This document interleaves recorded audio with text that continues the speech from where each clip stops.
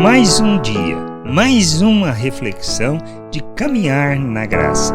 Todo o processo de tentação que nós passamos, ele inicia antes de mais nada com a questão de duvidarmos da bondade de Deus com relação à situação em que vivemos. Depois somos alimentados por nossa cobiça e a cobiça, uma vez implantada, gera em nós o pecado. Essa é a questão. Quando a gente olha o processo com Adão e Eva, o que nós podemos perceber é essa situação, aonde é colocada dúvida sobre a bondade de nosso Deus.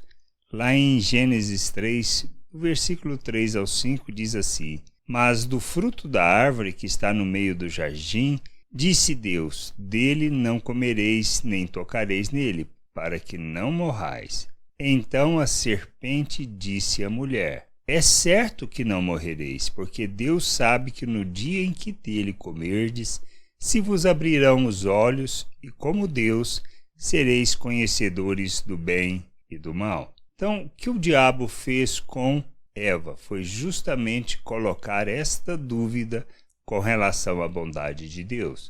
A partir deste momento, podemos observar que ela olhou o fruto com outros olhos, e aí foi gerado a cobiça.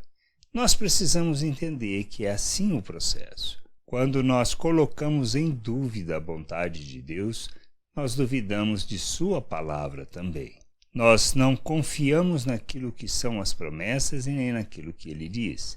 E passamos a andar segundo os nossos desejos e não firmados e fundamentados naquilo que seja a palavra de Deus. Precisamos entender toda a direção de nossa vida, todas as nossas atitudes, elas precisam estar fundamentadas na palavra e da palavra nós não podemos duvidar. Pois a partir do momento que duvidamos ou questionamos, nós partimos para a jornada de pecar. Pois vai gerar em nós a dúvida? Sim. Depois da dúvida vem o quê? O desejo. O desejo gera a cobiça, e a cobiça, uma vez consumada, gera a morte, pois nós iremos pecar. O que nós precisamos entender é este fundamento e é esta a maneira das coisas acontecerem. E a gente precisa refletir sobre isso, de maneira que, ao entendermos cada situação, cada momento, vamos perceber que nós duvidamos da palavra de Deus, duvidamos daquilo que ele falou, daquilo que ele afirmou, para que o pecado seja consumado. Se ele nos diz que nós, quando nos submetemos a Cristo, como Senhor e Salvador, que somos feitos um novo ser, se nós não cremos nisso, nós fundamentamos toda a nossa atitude no querer fazer, na nossa arrogância de querer fazer para agradar a Deus. E isso é pecado. O que a gente precisa entender? Quem nós somos em Deus?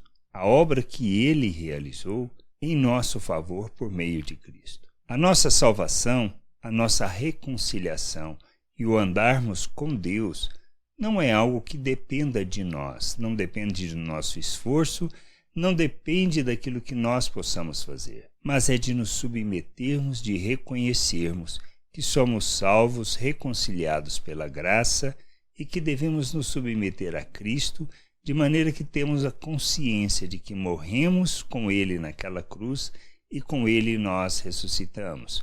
Por isso o batismo, para lembrar-nos desta simbologia. E a simbologia do batismo é para reconhecermos que morremos com Cristo e ressuscitamos para vivermos em novidade de vida, arrependidos de termos tido uma vida longe de Deus. Quando nós nos submetemos a Cristo, reconhecendo que somos salvos pela graça, mediante a obra de Cristo, aceitamos por fé, e ele nos faz um novo ser, uma nova criatura. Nos faz a imagem de Cristo, nos dá um novo coração. Esse entendimento é fundamental para vivermos a vontade de Deus. E ao percebermos e compreendermos isso, segundo a promessa e a palavra de Deus, nós não duvidamos. E nós temos a consciência de que fomos feito um novo ser e capacitados para viver a vontade de Deus, fundamento de nossa vida. E aí então nós temos que caminhar para a maturidade, para a plena expressão de Cristo por meio de nossas vidas, sendo seus imitadores.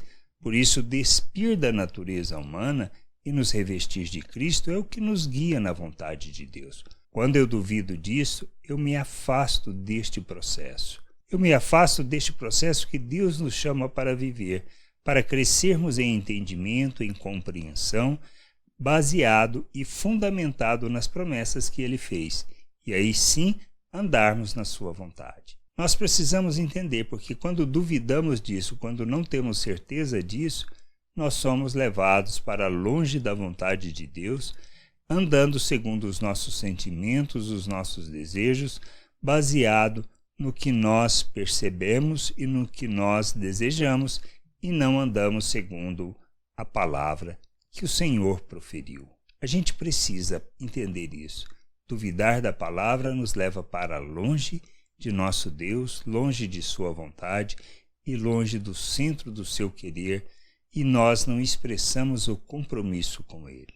Não podemos cair no mesmo engodo de Eva e Adão, que creram em promessas que não eram verdade, eram meias verdades, sofismas. Pois eles teriam os olhos abertos, mas estariam vivendo uma outra realidade fora da vontade de Deus, em desobediência àquilo que Deus havia planejado. Que a gente possa entender isso, buscar o conhecimento do Pai e andar segundo o compromisso estabelecido com Ele de nos submetermos à sua vontade como Cristo e andarmos neste mundo como Cristo, como imitadores de Cristo. Que a gente entenda e busque o conhecimento do Senhor fundamentados na sua palavra. Graça e paz sobre a tua vida. Amém.